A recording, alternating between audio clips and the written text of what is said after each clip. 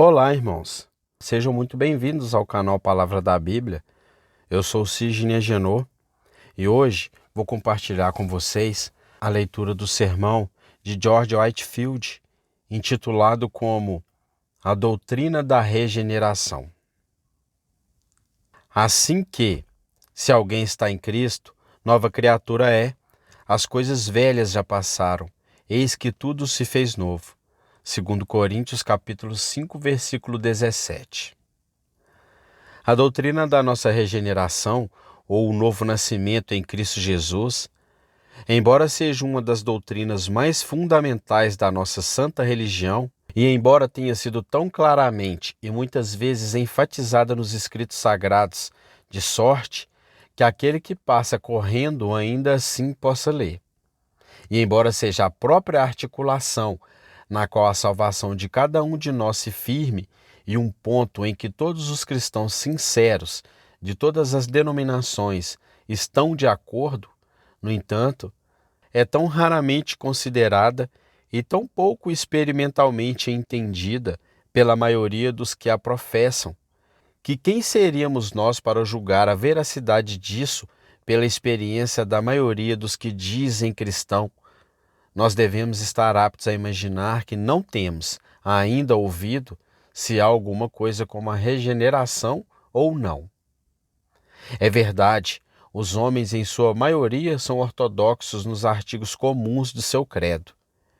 Eles acreditam que há um só Deus e um só mediador entre Deus e os homens. Até mesmo creem que sejam o homem Cristo Jesus e que não há outro nome debaixo do céu pelo qual eles possam ser salvos além dele. Mas, em seguida, se lhes dizemos que eles devem ser regenerados, que eles devem nascer de novo, que eles devem ser renovados no próprio Espírito, nas faculdades mais íntimas de suas mentes, antes que eles possam chamar Cristo de Senhor, Senhor, ou ter uma evidência de que eles tenham qualquer participação nos méritos de seu sangue precioso, então eles estarão prontos para gritar como Nicodemos: como pode ser isso? Ou como os atenienses em outra ocasião: o que quer dizer esse tagarela? Parece ser um porta-voz de doutrinas estranhas, porque nós pregamos-lhes Cristo e o novo nascimento. Que eu possa, portanto, contribuir para a cura dessa lepra, o erro fatal de tais pessoas, que seria o de separar o que Deus tem inseparavelmente unido e de pensar que elas estão justificadas em Cristo, ou que tiveram seus pecados perdoados e que sua perfeita obediência foi a elas imputada, quando na verdade elas não foram santificadas, não mudaram sua natureza e nem foram feitas santas. Então pedirei licença para ampliar as palavras do texto da seguinte forma: em primeiro lugar, eu devo me esforçar para explicar o que se entende por estar em Cristo, se alguém está em Cristo. Em segundo lugar, o que devemos entender por ser uma nova criatura. Se alguém está em Cristo, é uma nova criatura. Em terceiro lugar, apresentarei alguns argumentos para fazer uma boa defesa da afirmação do que disse o apóstolo. E em quarto lugar, vou tirar algumas inferências a partir do que pode ser extraído da palavra e em seguida concluir com uma ou duas palavras de exortação. Em primeiro lugar, vou me esforçar para explicar o que se entende por essa expressão no texto, se alguém está em Cristo. Agora, uma pessoa pode dizer que está em Cristo de duas maneiras. Em primeiro lugar, apenas por uma afirmação exterior. E nesse sentido, todo aquele que é chamado de cristão ou batizado na Igreja de Cristo pode dizer que está em Cristo. Mas que esse não é o único significado da frase do apóstolo diante de nós é evidente. Porque, então, todo aquele que profere o nome de Cristo ou é batizado em sua igreja visível seria uma nova criatura. Tal afirmação é notoriamente falsa, sendo muito evidente, acima de qualquer contradição ou suspeita, que comparativamente poucos daqueles que são nascidos da água são nascidos do Espírito também. Para usar outra maneira espiritual de falar, muitos são os batizados com água que nunca foram batizados com o Espírito Santo. Estar em Cristo, portanto, em toda a plenitude do significado da palavra, certamente deve significar algo mais do que uma profissão exterior vazia ou de se afirmar ter sido chamado após seu nome. Pois, como este mesmo apóstolo nos diz, nem todos são israelitas os que são de Israel. Então, quando aplicado ao cristianismo, nem todos são verdadeiros cristãos os que são nominalmente ditos como tal. Não, isso está longe de ser o caso, do qual nosso bendito Senhor mesmo nos informa, que muitos que profetizaram ou pregaram em seu nome, e em seu nome expulsamos demônios e fizemos muitos milagres. Não obstante, serão condenados no último dia com o afastem-se, eu não sei quem são vocês, vis trabalhadores, vós que praticais a iniquidade. Resta, portanto, que esta expressão, se alguém está em Cristo, deve ser entendida em segundo modo e com significação mais próxima, que é estar nele, a fim de participar dos benefícios de seus sofrimentos. Para estar nele, não só por uma profissão externa, mas por uma mudança interior e pureza de coração e coabitação do seu Espírito Santo. Para estar nele, de modo a ser misticamente unido a ele por uma fé viva e verdadeira, e assim receber virtude espiritual dele, como os membros de um corpo natural fazem em relação à cabeça, ou os ramos da videira o fazem em relação à videira. Para estar nele, da forma como o apóstolo, falando de si mesmo, familiariza-nos, ele conhecia uma pessoa que o era. Eu sabia que um homem está em Cristo, um verdadeiro cristão, ou como ele mesmo deseja estar em Cristo, quando ele deseja, em sua epístola aos Filipenses, que ele possa ser encontrado nele. Este é, sem dúvida, o sentido próprio da expressão do apóstolo nas palavras do texto, de modo que o que ele diz em sua epístola aos Romanos sobre a circuncisão pode muito bem ser aplicado ao presente assunto, que não é um cristão verdadeiro o que o é apenas exteriormente, e nem é verdadeiramente batizado aquele que o é apenas exteriormente na carne.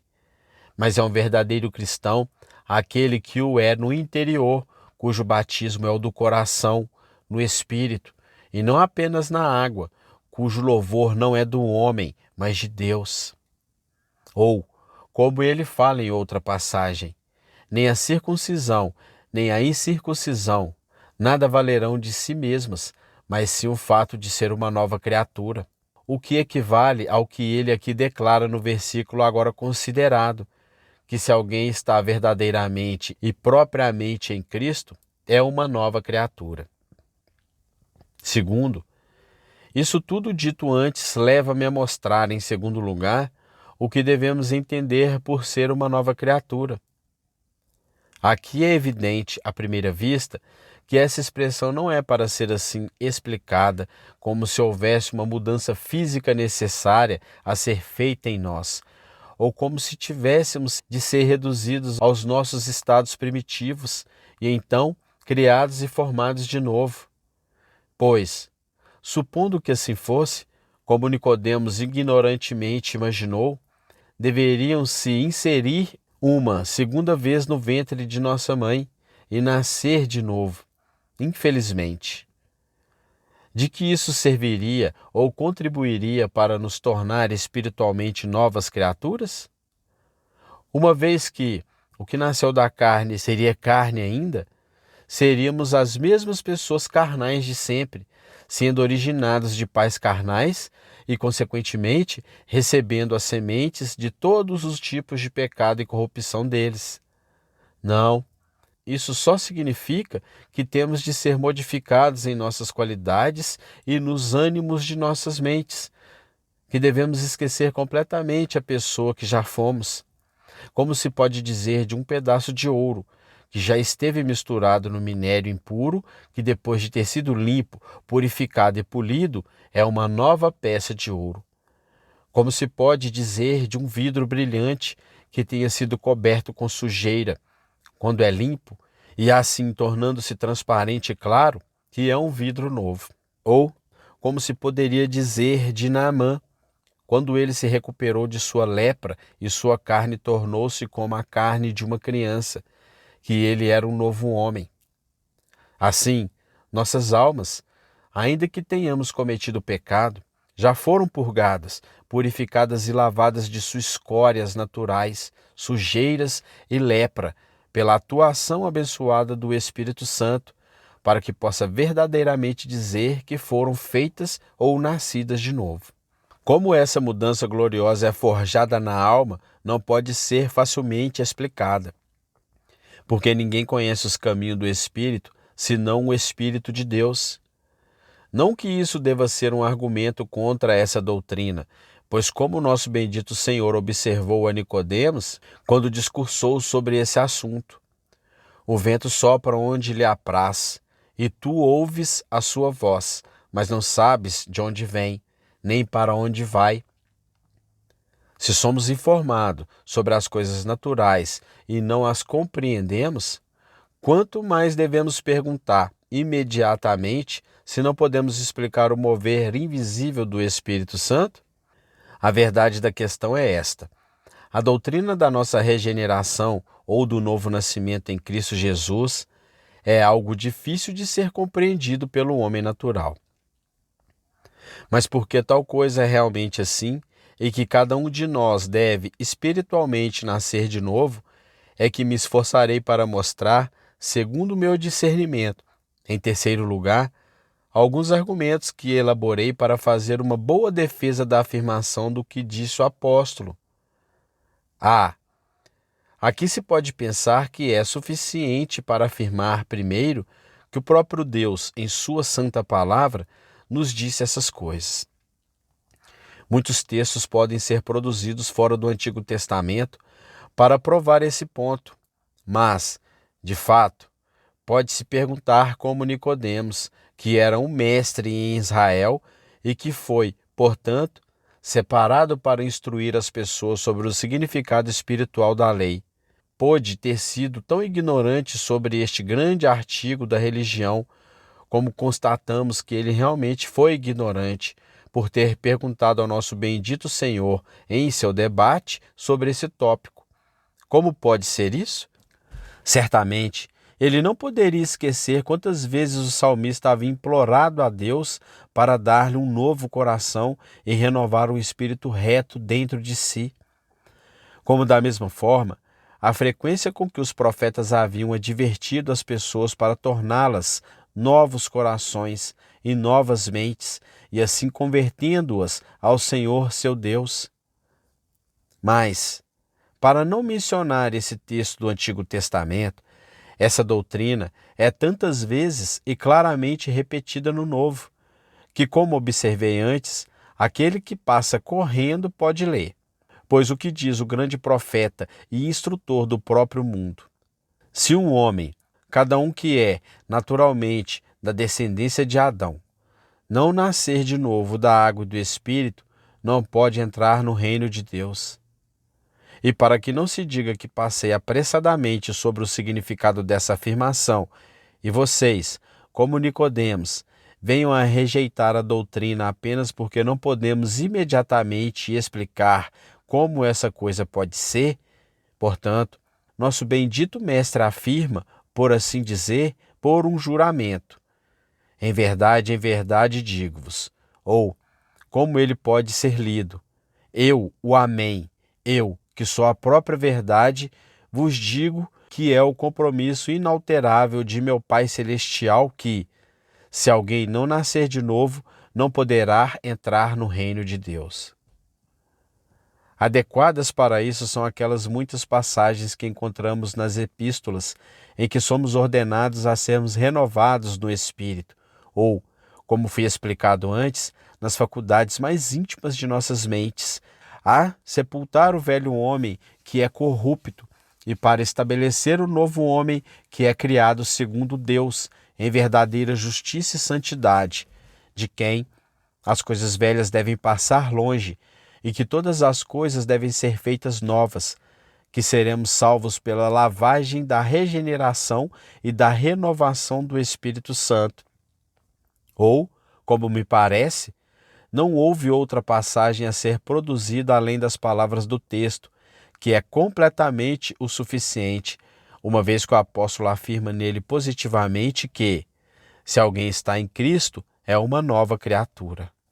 Multidões de outros textos podem ser citados para confirmar essa mesma verdade, mas os já citados são tão claros e convincentes que se poderia imaginar que ninguém deveria esquecer ou negar, como se não houvera sido dito, que há alguns que, tendo olhos, não veem, e tendo ouvidos, não ouvem, e que não entendem com o coração ou ouvem com os ouvidos, para que não se convertam e Cristo os cure. Mas agora avançarei para um segundo argumento, o qual deve ser tomado a partir da pureza de Deus e do presente estado corrupto e poluído do homem. Deus é descrito na Sagrada Escritura, e eu falo para aqueles que professam conhecer a Escritura, como um espírito, como um ser de tal santidade infinita, a ponto de ser de olhos tão puros que não pode contemplar a iniquidade, como um ser transcendentalmente santo que se diz: os próprios céus não são puros aos seus olhos, e os próprios anjos ele atribuiu loucura. Por outro lado, o homem é descrito, e cada pessoa regenerada vai achar que é verdade por experiência própria, como uma criatura completamente concebida e nascida em pecado, como não tendo nenhuma coisa boa habitando nele, como sendo carnal, vendido sob o pecado, ou melhor, como tendo uma mente que está em inimizade com Deus, e outras coisas tais como essa. E uma vez que há uma disparidade tão infinita, uma vez que qualquer um pode conceber-se como um sujo, corrompido, miserável, poluído, como poderá tal pessoa viver com um Deus infinitamente puro e santo antes que ele seja transformado e se faça em alguma medida como ele? Pode ele, que é tão puro de olhos para contemplar a iniquidade, habitar com o pecado? Ele, para cujos olhos os céus não são limpos, pode agradar-se em habitar com a impureza? Não poderíamos também supor que a luz poderia ter comunhão com as trevas, ou que Cristo poderia estar de acordo com Belial, então? Mas eu vou passar para um terceiro argumento, que será estabelecido sobre a consideração da natureza do que é a felicidade que Deus preparou para aqueles que sinceramente o amam. Abordar brevemente e apresentar uma descrição particular do céu seria vão e presunçoso para os seguidores sinceros do Santo Jesus, mesmo nesta vida, muito menos na que está por vir. Falar das coisas que o olho não viu e o ouvido não ouviu, e nem tem entrado no coração do homem conceber as coisas que estão lá preparadas. No entanto, podemos nos aventurar a afirmar que, em geral, como Deus é um espírito, que a felicidade que ele estabeleceu para seu povo é espiritual da mesma forma, e, consequentemente, a não ser que nossas mentes carnais sejam alteradas e espiritualizadas, nunca poderemos nos reunir para participar da herança dos santos na luz. É, sem dúvida, por esta razão que o apóstolo declara que este é o decreto irrevogável do Todo-Poderoso, que, sem santidade, sem ter sido feito puro por regeneração e tendo a imagem de Deus assim impressa profundamente na alma, não podem ver o Senhor. E é bastante notório que o nosso Divino Mestre, na famosa passagem antes referida a respeito da necessidade absoluta de regeneração, não tenha dito que, a não ser que se alguém não nascer de novo, ele não deve, mas efetivamente disse que, a menos que alguém nasça de novo, não pode entrar no reino de Deus. É fundada na própria natureza das coisas, e que devemos ter esta nova disposição forjada em nós adequadamente para lidar com as coisas que estão a nos entreter, de maneira a podermos manter alguma forma de complacência ou satisfação nelas. Por exemplo, que prazer pode a música mais harmoniosa dar ao deleite de um homem surdo? Ou que prazer pode a mais excelente imagem dar a um cego? Pode alguém sem paladar sentir o sabor e saborear as iguarias mais ricas? Ou um porco imundo estar satisfeito em contemplar o melhor jardim de flores? Não. E qual a razão que pode ser atribuída a isso? A resposta é imediata, a saber, porque eles não têm delas nenhuma disposição mental correspondente ou agradável, consequentemente, estão excluídos delas. E assim também se passa com a alma, pois a morte não fará mais alterações na alma, nem ampliará as suas faculdades, e tampouco tornará a pessoa capaz de receber impressões mais profundas de prazer ou de dor. Se há deleite em conversar com Deus aqui, ele será transportado com a visão de sua gloriosa majestade no porvir.